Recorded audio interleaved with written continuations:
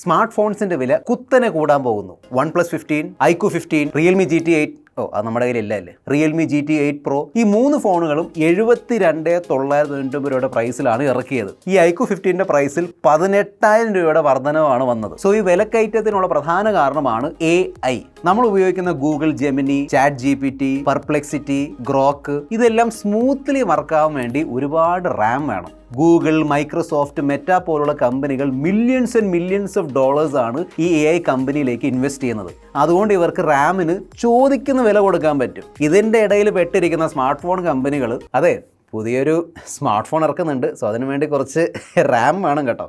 റാം അല്ല വേണ്ടത്, അത് കിടപ്പുണ്ട്. പക്ഷേ നമ്മൾ പ്രൈസ് കൂട്ടി. റാം ഉണ്ടാക്കുന്ന ആകെ 3 കമ്പനികളിൽ ഒന്ന്, അതായത് മൈക്രോൺ, ഈ അടുത്തിടെ ഇറക്കിയ അനൗൺസ്മെന്റ് ആണ്. കസ്റ്റമറായ നമ്മൾക്ക് ഇനി റാം ഒന്നും വിൽക്കൂല, അവരുണ്ടാക്കുന്ന എല്ലാ റാമിനി AI കമ്പനികൾക്ക് വേണ്ടി മാത്രമാണ്. സോ നിങ്ങളൊരു പക്ഷേ AI ഉപയോഗിക്കുന്നില്ലായിരിക്കും, അല്ലെങ്കിൽ നിങ്ങൾക്ക് AI താല്പര്യം ഉണ്ടാവില്ല. എന്നാലും നിങ്ങൾ AIക്ക് വേണ്ടിയുള്ള കാശ് കൊടുത്തേ പറ്റൂ. All the best.